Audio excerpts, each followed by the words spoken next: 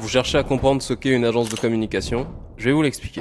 Une agence de communication est une entreprise qui gère la communication et les stratégies de communication d'autres entreprises. Si on vient sur l'étymologie, le terme agence signifie action ou activité, c'est-à-dire ses origines du latin médiéval agentia. C'est un terme dérivé du participe présent. Bon, ça devient un peu compliqué, mais en tout cas, ça signifie agir, faire, action, activité. En fait, une agence, dans son essence, c'est un groupe de personnes qui fait pour d'autres personnes.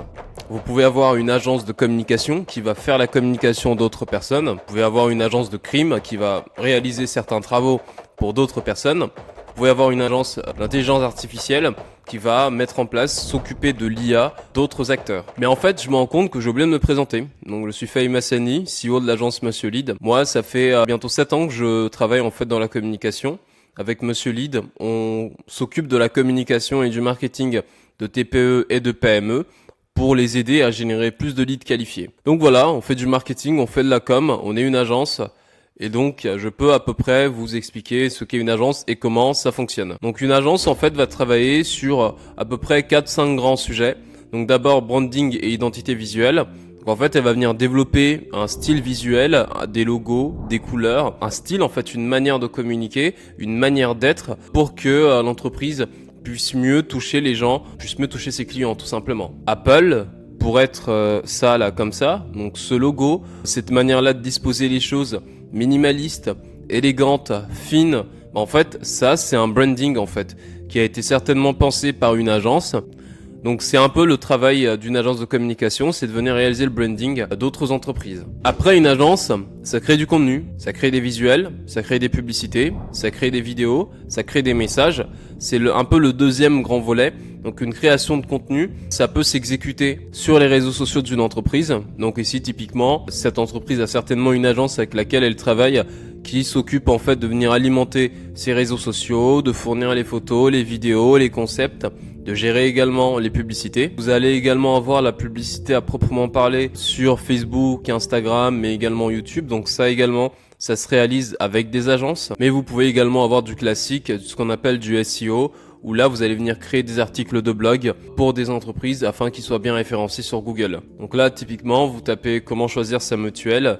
Là ici vous allez avoir des entreprises qui ont payé certainement des agences pour venir leur rédiger des articles sur leur site internet, sur leur blog, afin qu'ils soient bien référencés et qu'ils puissent comme ça attirer des leads, des clients vers leurs offres. Vous allez également avoir des agences de communication qui vont travailler sur les relations publiques. Bon, ça c'est pas trop mon sujet parce que on ne fait pas ça simplement, je ne fais pas ça.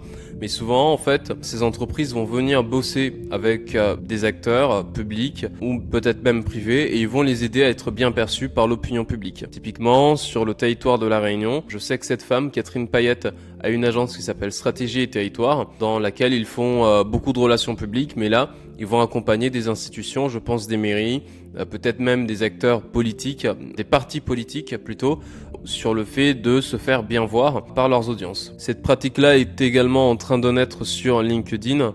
On fait ce qu'on appelle désormais du personal branding. Donc en fait, vous allez accompagner un professionnel et vous allez l'aider à bien se faire voir sur un réseau professionnel typiquement. Voilà ce qu'il en est pour cette partie-là. Et là maintenant, vous avez un peu mon sujet préféré, la publicité directe. Vous allez avoir des agences de communication, plutôt des agences de marketing à ce moment-là, qui vont venir mettre en place des campagnes pour générer des ventes, des conversions, des inscriptions, ou parfois augmenter la notoriété pour certaines entreprises. Là, typiquement, on vient sur LinkedIn.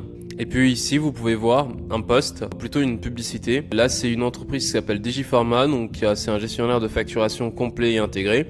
Et en fait, là, ce qu'ils font, ils passent certainement par une agence pour leur gérer cette campagne et pousser en fait les gens à aller s'inscrire sur leur site internet, leur landing page et pouvoir utiliser leurs produits ou leurs services. Donc voilà ce qu'est une agence de communication dans les grandes lignes. Elle va venir créer et gérer la stratégie de com ou la stratégie marketing d'autres entreprises. Ça va se faire par le fait de les aider déjà à établir un branding, une identité, ensuite en créant du contenu, et puis également il y a les réseaux sociaux, bien que je l'ai abordé rapidement en même temps que cette partie-là, mais il y a la partie réseaux sociaux, donc Facebook, Instagram, TikTok, peut-être YouTube, LinkedIn, ça rentre également dans le scope d'une agence de communication, et puis il y a les relations publiques, et enfin il y a ce qu'on appelle la publicité directe, où là on va mettre en place des actions pour générer des inscriptions, des ventes, des conversions, des leads, afin de développer une entreprise. Donc nous chez Monsieur Lead, on est plutôt sur la partie publique publicité directe, en fait, on va accompagner des entreprises dans le fait de mettre en place des campagnes sur LinkedIn, Meta ou encore Google, tout ça pour générer ce qu'on appelle des leads qualifiés. Un lead, c'est une personne intéressée par votre produit ou votre service. Pour par exemple,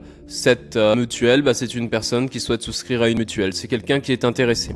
Un lead pour une salle de sport, c'est quelqu'un qui ambitionne de se reprendre en main physiquement, de s'inscrire à une salle de sport pour bientôt. Un lead pour une école, ce sont des personnes qui veulent faire des études, suivre une formation et ils vont venir s'inscrire chez eux et voilà. Donc nous on aide des entreprises à générer plus de leads qualifiés en utilisant la publicité directe sur Meta, LinkedIn ou encore Google.